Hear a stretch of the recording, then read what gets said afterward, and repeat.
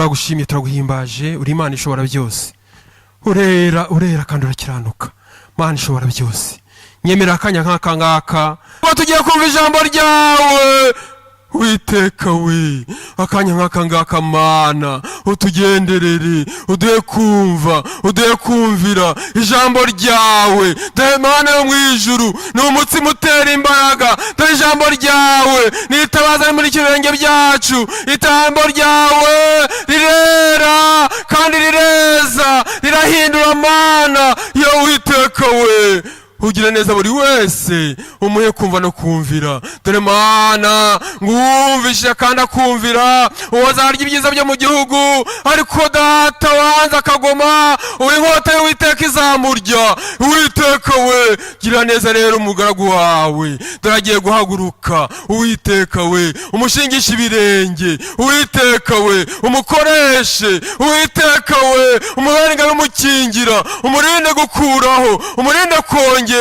avugishijwe nawe umukozi kanaryaka ku munwa data wa twese wo mwijuru murengere rwose mugire neza natwe abategereje natwe data bateze amatwi uduhe kumvira natwe duhagaze mu twari bwa Kristo ducyashye iyo myuka mibi ducyashye imigambi yose y'abadayimoni ducyashye gukora kose k'umwana Satani mu izina rya Yesu Kristo turaritse umwuka wera haleluya haleluya marayika muniza amanyi kugota kandi ubuntu bwawe buganze gukorera no gukiranuka ari ibyawe nanjye bisabye data wa twese mu izina ry'umwami wacu Yesu Kristo amen. Haleluya. Nshimye Imana ingiriye neza kuboneka muri iri teraniro, numva ari umugisha ukomeye cyane kuko hari ibihe byinshi byagiye biba guterana ntibikunde, ariko uyu munsi Imana ingiriye neza hamwe namwe, ndumva ari ishimwe rikomeye. Haleluya. Nibyo koko hari igihe ku cyumweru kindi ntabashije guterana, mfite gahunda yo kuba mu iteraniro ariko biranga, ngo rero kuba mbashije kuba mu iteraniro numva ari umugisha. Nanone kuba Imana impaye akanya kugira ngo tuganire amagambo yayo nabyo numva ari umugisha, mbishimiye Imana rero. Amazina nitwa Bisengimana Theophile. Amagambo Imana yampaye ko tuganira ni amagambo avuga gutegura aho uzaba. Turasoma muri Zaburi ya 15 duhereye ku murongo wa mbere tugeze ku wa 5. Dufate Bibiliya dusoma amagambo y'Imana. Zaburi ya Dawidi, ndumva mwahageze. Uwiteka, ninde uzaguma mu ihema ryawe? Ninde uzatura ku musozi wawe wera? Nugendera mu bitunganye, agakora ibyo gukiranuka, akavuga iby'ukuri nk'uko biri mu mutima we, utabeshyeresha abandi ururimi rwe, ntagirire nabi mugenzi we, ntashyushye inkuru y'umuturanyi we. Mu maso ye umunyagisuzuguriro arahinyurwa, ariko abatinya Uwiteka arabubaha. Icyo yarahiriye naho cyamugirira nabi ntiyivuguruza, ntaguriza ifeza kubona indamu zirenze urugero, cyangwa ntiyemera ibiguzi kutariho urubanza. Ugenza atyo ntabwo azanyeganyezwa. Turebe mu byahishuwe igice cya 21 duhereye ku murongo wa mbere kugeza ku wa 5. Twihute. Ibyahishuwe igice cya 20 umurongo wa mbere kugeza ku wa 5, umutwe w'amagambo uravuga ngo iby'ijuru rishya n'isi nshya. Kadusome mu izina rya Yesu. Mbona ijuru rishya n'isi nshya, kuko ijuru rya mbere n'isi ya mbere byari byashize, n'inyanja yari itakiriho.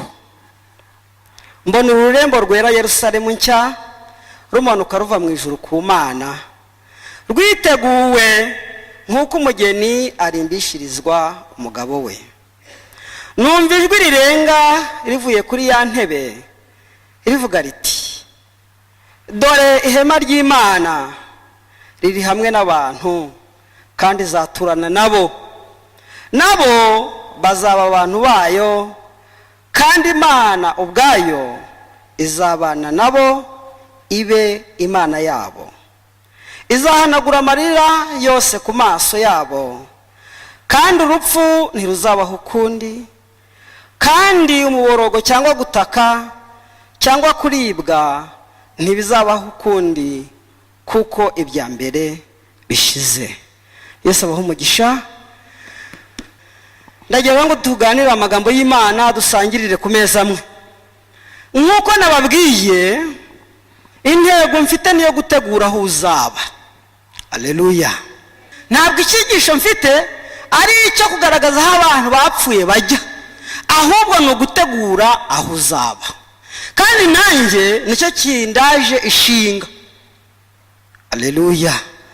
Imana ishimwe yuko yaduhaye umwanya, kaduha n'ubwenge buzima bwo gutekereza, bituma tubasha gutekereza neza koko. Umuntu wese waje hano mu nzu y'Imana, usibye waba afite indi ntego yindi, kuko buriya ntabwo twese intego ziba ari zimwe, ariko ntekereza ko umubare munini ni uguhunga urupfu rw'iteka, umuriro uzarya abanzi b'Imana, noneho tukazatura mu gihugu cyo mu ijuru. Haleluya. Jewe ikintu kituma nshishikara cyane, kigatuma numva ninginga Imana ngo mfashe, ndetse nkagira n'ibyo nkora nubwo atari byo bizatuma ngera mu ijuru, kuko kugera mu ijuru n'ubuntu bw'Imana, ntabwo ari imirimo izatuma tugerayo, ahubwo uzaba agezeyo yarakoze imirimo azayihererwa amakamba. Haleluya. Mbibutse neza yuko kugira ngo umuntu agere mu ijuru atari imirimo yakoze, oya, ahubwo kuzagera mu ijuru. Haleluya.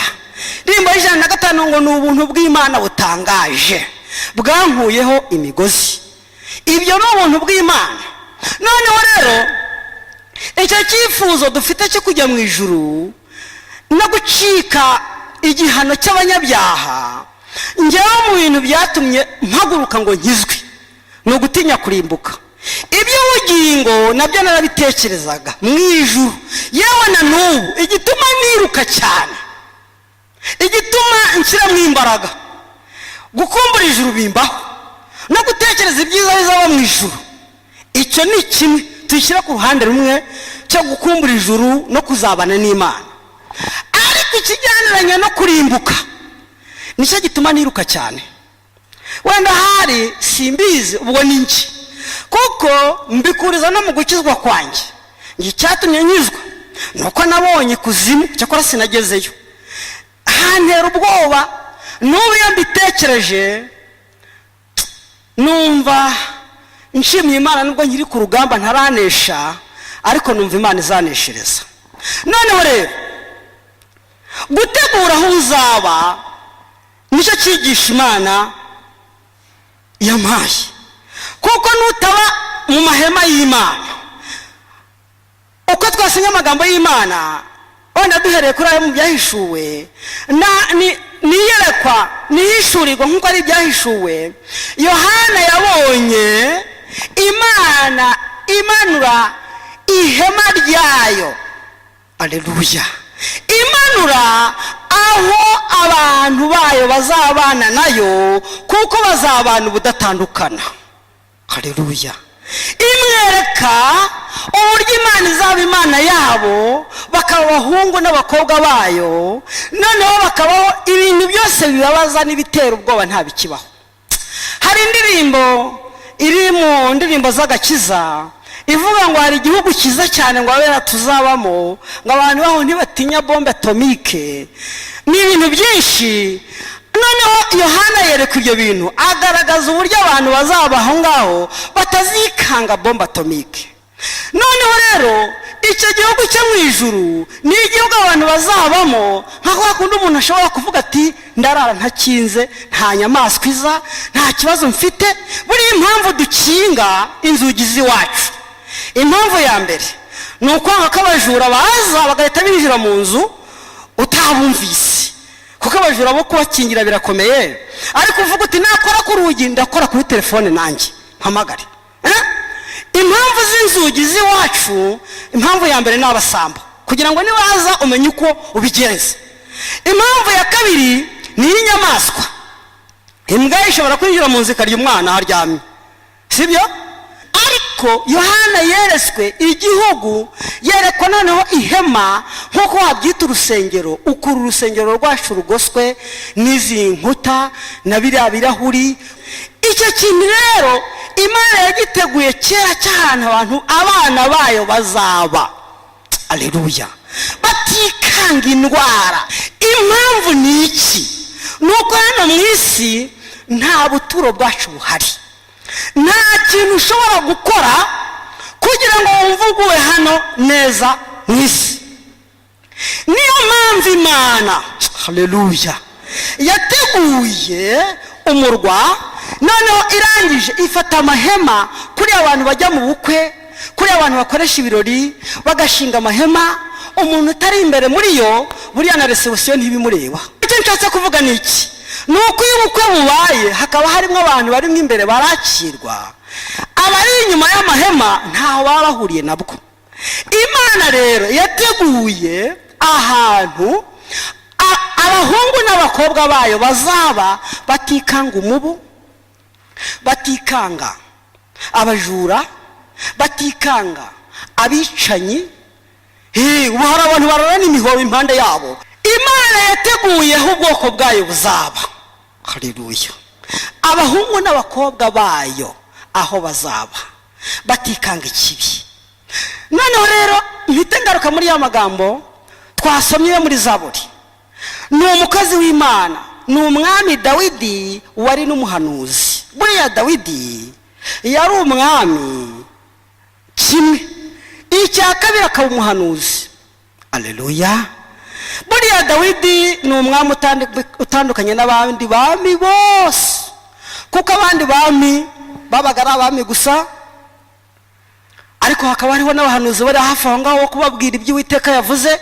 ariko Dawidi we ku ngoma ye yari umwami akaba n'umuhanuzi, kuko yagiye yerekwa Yesu, abona ko Yesu azicwa ariko ntahere mu gituro, kuko yari hano yaravuze ngo nabonye umwami wanjye ngo kuko atapfuye ngo arekerwe ikuzimu ngo cyangwa ngo umubiri we ubore. abona ko mu rubyaro rwe Yesu azicwa agahambwa ariko ntabore, kuko Yesu ntabwo yaboze. Yesu ntabwo yaboze, ahubwo ya minsi yamaze mu gituro arimo gukora imirimo, ntabwo ari kwikorera mu gituro, ahubwo yari yagiye ahandi kurwana intambara ikaze. ibyo abakristo barabizi. arangije rero yaraje afata wa mubiri we utarabora, arongera arawuzukana, aleluya. niwo mubiri we yagaragaye afite, n'inkovu arazerekana. Dawidi rero yari umuhanuzi, aza kwereka igihema iri ngiri Yohana yabonye. Dawidi yaravuze ati ubu ngubu ninde uzaba mu mahema yawe? buriya ushobora gutekereza ukavuga ngo yaravuze mu rusengero. Imana iza kubwira Salomo ngo isengesho wasenze naryumvise, abantu kuko nibansenga ibyo uvuze nzabikora. ariko noneho nimukora ibyaha mukajya muza mu nzu yanjye mukabyiniramo mukishima ngo ni mu nzu yanjye, ariko mugakora ibyaha nzayijugunya imve mu maso. ni ukuvuga ngo uru rusengero, hari igihe umuntu ashobora gutekereza urusengero rwacu, urusengero ni ryiza, Imana yaruduhaye, ariko urusengero rukomeye Pawulo yarwandikiye Abakorinto, aravuga ngo ese ntimuzi ko imibiri yanyu ari insengero z'umwuka w'Imana uba muri mwe? buriya icyo nshaka kuvuga, ndashaka kubabwira yuko Imana ntabwo ntabwo ushobora kubona ahantu uyikwiza ngo ikwirwemo. uru rusengero Imana iraruruta, isumba n'isi yose, n'ijuru riri hejuru irariruta. Niko umuhanuzi Yesaya yavuze ngo mbese mwanyubakira nzu ki, ngo aho mubona ko izina ryanjye ryaruhukira ni hehe? Ngo icyo akora umutima umenetse, umutima ujanjaguritse, ushenjaguritse, uwo nguwo niwo Imana ibasha guturamo. Twariho tuvuga ku bijyaniranye n'uko Dawidi yavuze ati ninde uzaba mu mahema yawe. Ntabwo yavugaga rwa rusengero rw'i Yerusalemu, nta nubwo yavugaga mu rusengero, kandi kuko kuba mu rusengero ni byiza. Iyo tumaze iminsi tutahaza, iyo umuntu ahageze yumva anezerewe. Dawidi aravuga ati ariya mahema Imana izabamo n'abana bayo, abahungu bayo n'abakobwa bayo batikanga. Yohana yaravuze ngo nta rupfu ruzabaho ukundi. Buriya mu bintu bibabaza bya mbere bibaho, mu bintu bya mbere bibabaza ni urupfu. Reka mbabwire bantu bima, urupfu tuzi ko ari inzira tugomba kunyuramo abenshi. Niba tutari mu bazahindurwa kuza kwa Yesu, tuzi neza ko urupfu ari inzira tugomba kunyuramo kugira ngo tugere aho tujya. Ariko iyo rugizeho rutwara nk'uwo uruntwaye, mushobora kwishima niba muzi ubuhamya bwanjye, mukaba mufitiye ibihamya yuko ngiye mu ijuru.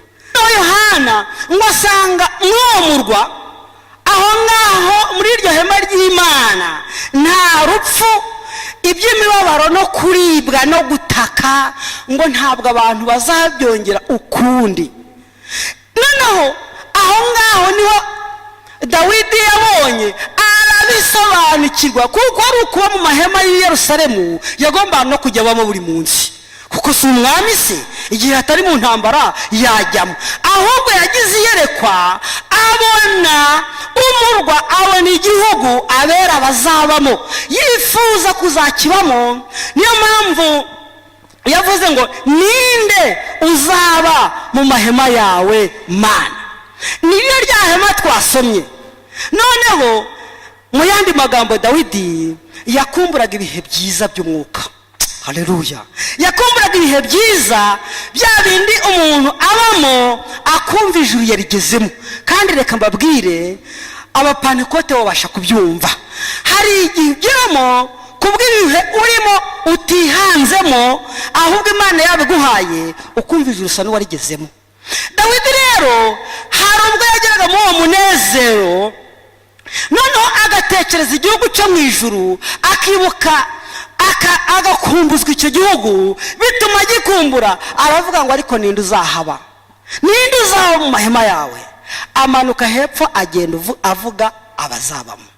Igisubizo yaragihawe, kuko buriya mu buhanuzi umuhanuzi ashobora guhanura abaza kandi aribo binyuzemo, nanone igisubizo kikanyura mu wo wajije, igisubizo kikazamo. Ibyo ni umwuka w'ubuhanuzi, abapantekote babasha kubyumva. Umuhanuzi yahanura abaza, nanone kandi igisubizo kikongera kikanyura muri we. Niko byagenze kuri Dawidi rero. Aravuga ngo ninde, nanone igisubizo kiraza ngo ni umuntu. Reka twongere turebe twumve ibimuranga uwo muntu uzaba aho hantu. Ngo ni umuntu uteye ate, uwo muntu uzaguma mu mahema, uzaba mu mahema y'Imana yacu. Ngo nugendera mu bitunganye, agakora ibyo gukiranuka. Icyo ni cya mbere. Haleluya. Kugira ngo uzabe aho hantu, ikintu cya mbere ni ukugendera mu bitunganye, ugakora ibyo gukiranuka. Ese ibitunganye ni ibihe?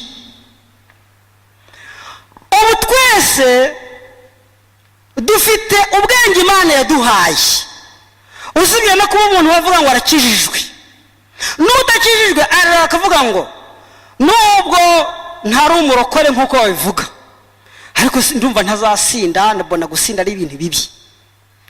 Ubwo iyo ni discipline umuntu yiha nubwo yaba adakijijwe. Umuntu akavuga ati nubwo ntari umurokore nk'amwe, ariko nzajya nambara nikwizi. Ubwo yamenye ibintu bitunganye. Nubwo ntari umukristo, ariko sinziba. akaba adashobora kwiba rwose, akavuga ati kwiba ni ingeso mbi. Mu gakiza ka Yesu harimo kumenya ibitunganye. Ntabwo ari ngombwa ngo bakubwire ngo barambara ibi, ngo bayigenza gutya, bavuga ukunuku, ahubwo agakiza k'Imana twahawe kakumenyesha uburyo ukwiriye kuvuga, uburyo ukwiriye gukora, uburyo ukwiriye gutekereza, uburyo ukwiriye kwambara. Ibyo byose umuntu akabimenya. Aravuga ngo ni umuntu ukora ibintu bitunganye kandi akagendera mu gukiranuka. Mu gukora ibitunganye by'abantu bose bashobora kugerageza kubyigana, ariko gukiranuka ko ni ibintu bituruka ku Mana. Haleluya. Dushobora kubona ingero z'abantu bakiranutse. Twafata urugero rw'umuhungu witwa Yosefu. Murabizi neza ukuntu yari umunyagano mu gihugu cya Egiputa. Noneho ngo nyirabuja aramukunda, aramwitegereza, yamubona yakenyeye, yamubona ari kwihuta ukora mu mirimo, akavuga ati mbega umusore we, mbega umusore mwiza. Noneho ngo abegera ubwo afatwa n'irari ry'ubusambanyi, kandi ubwo ni bosi, bosi, umugore nawe bamwita bosi, rasimbizi, ni nyirabuja arakomeye. Urumva umugaragu kugira ngo akundwe na nyirabuja ni ibintu bikomeye cyane. Noneho uwo mugore ngo arabyitegereza, ashaka uburyo. Arangije ngo arabitegura, buriya abanje kujya atereka amaso, abagore b'abasambanyi niko bamera. Noneho ngo uwo mugore akajya abikora. Si ukuvuga ko uriya musore Yosefu atabirebaga, ariko yarabihungaga abibona. Noneho ngo igihe kiragera, uwo mugore asanga indoro ntihagije, ntiyamukuruye ngo imufatishe. Noneho akoresha uburyo bwose. Noneho agera ubwo atangira kujya asa n'ikuraho imyenda, ubwo amaso yatsinzwe. Noneho atangira kujya atambuka imbere ye. Hariho n'intambuko zigambiriye gushuka, zigambiriye gushukana. Ibyo byose ni ibintu biriho. Atangira kujya yinyuza imbere ye, nta kintu agiye gukora, aho wagira ngo niba ko Yosefu yakururwa, birananirana. Agerageje ibintu byose byanze, aravuga ati noneho ngubu mfite icyo ndi bukore, noneho ndashyiraho itegeko. Ibyo bijya binabaho n'abantu bafite ubushobozi. Yaba yakoze ibyo byose byanze, akavuga ati noneho ndategetse. Uyu musore Yosefu ubwo bigera ku rwego rw'itegeko. Noneho nyirabuja ngo ajya mu cyumba, arangije aheza abantu bose bari aho ngaho ati mwese, wowe jya iriya, nawe giriya, nawe giriya, bose ngo abirukana mu rugo, asigaza uwo musore wenyine. Arangije aravuga ati rero ngwino wowe nkwereke icyo umfasha. Yosefu yinjira mu nzu, agezemo ati rero ntugibona ntagukunda. Urumva ibyo byaha bigira aho bitangirira. Yosefu uko yamujije sinkuzi. Arangije aravuga ati burere noneho rwose nta n'ikindi nagerageje kubikwereka, ntabwo nabonye niba waragize isoni, niba waragize ubwoba, ndagira ngo isoni ziveho. Yosefu ngo arabimenya. Ndi ku kintu cyitwa gukiranuka. Haleluya. Ndi ku kintu cyitwa gukiranuka, kuko imico myiza no kwihesha agaciro ahanini tubikorera mu maso y'abantu kugira ngo babone ko twarezwe, dufite ikinyabupfura. Ariko gukiranuka guturuka ku Uwiteka Imana. Haleluya. Noneho ngo Yosefu arabyitegereza, aravuga ati noneho Mana, ubu ndabigenza gute se? Ngo yanamusingiriye, rega aravuga ati reka nkumure ubwoba, wowe uracyari n'umusore bwo wagize ubwoba ngo bayamushikanuje, bayamukuruye. Yosefu icyo yakoze ngo yaravuze ati koko ubu nkora icyaha kimeze gutya? Imana ya data Yakobo ndayizi, Imana ya Isaka sogokuru ndayizi. Haleluya. Imana ya Aburahamu sogokuruza ndayizi. Aravuga ati koko ubu iki cyaha ngikore kugira ngo mabuja atandeba nabi? Ngo gukiranuka bimwakamo biturutse ku Mana, kubera yuko ku bushake bwawe ntiwabishobora, ntabwo wabibasha, ntiwabishobora. Icyakurikiyeho ngo yamusigiye umwambaro, umugore aba arawusigaranye. Ngo arakara agira umujinya, aravuga ati mbega agasore karansuzugura, mbega karansuzuguye. ngo ahita atekereza abanyabyaha bagira amayeri, ngo ahita ashyira urushyi ku munwa avuza induru ati yarashatse kunsuzugura. ngo ahamagara wabandi yari yaheje ati murantabare, usibye ko ngize imbaraga nk'umwishikanuzi, uyu muhungu yaramfashe rwose. ngo umugore ngo ararira, ngo ararira. kuva ubwo abagaragu baraza bati mbega uyu muhungu bari baramusogeje, bari baramushyize imbere, none dore bamuhaye ubutamwa yiyongereraho na ngenda. bati uretse biragera ngo Potifari ngo bagera ubwo bamutumaho, baramubwira bati wa mugaragu wawe uzi ibintu yakoze. Potifari ngo aravuga ati nibiki? bati none bati yashaze gufata umugore wawe. ngo aza yarakaye, aravuga ati umwana w'umusore mukure mu bugaragu, muhe icyubahiro, none ashatse no kunsuzugura bene aka kageni. Yosefu gukiranuka gutuma yinjira gereza. ubwo ndashaka kukubwira iki? ko imico myiza n'ubupfura umuntu ashobora kubikora ku mpamvu z'uko yarezwe, yanga kugenda dandabirana mu muhanda kandi wenda ari umuyobozi runaka.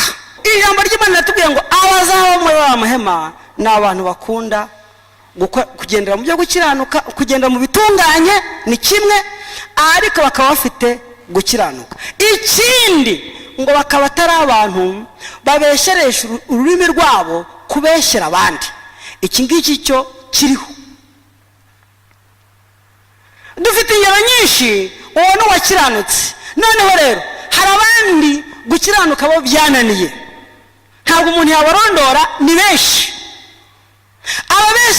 ababeshyera abantu, umugabo witwa Naboti, abantu baragiye baramubeshyera ngo yatutse Imana, ngo atuka n'umwami, ku mpamvu zo kugira ngo bamukureho uruzabibu rwe.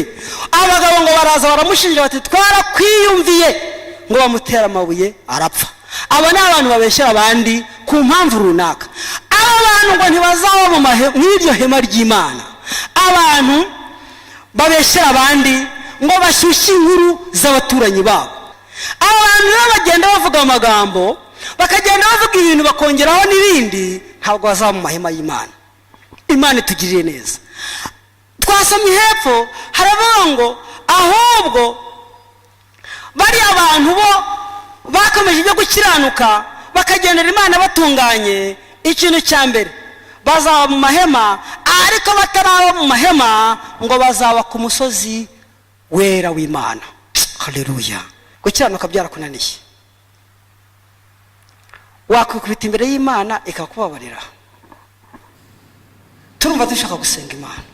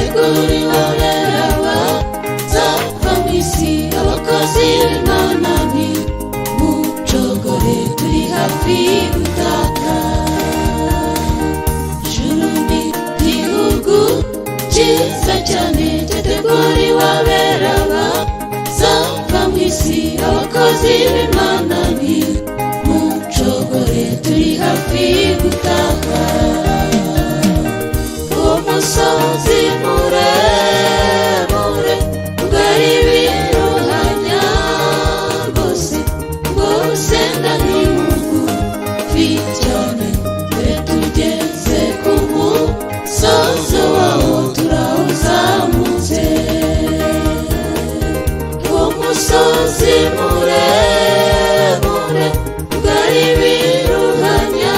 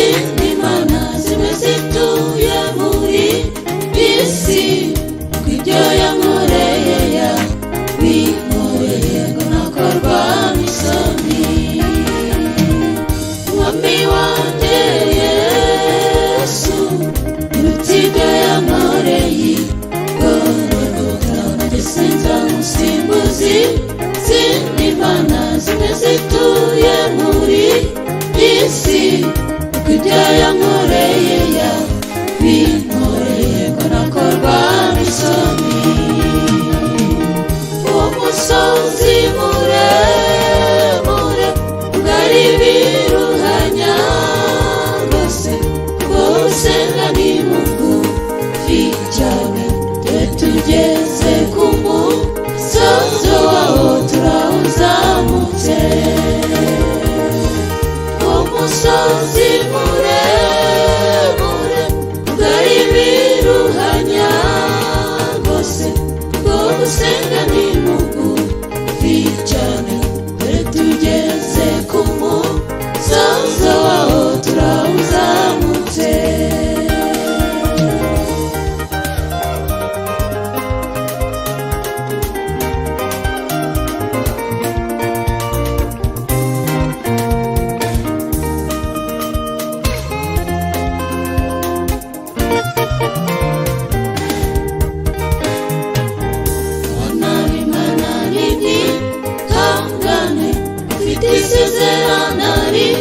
shikame muntu rw'ibihe birimo gusogora turi hafi gutaha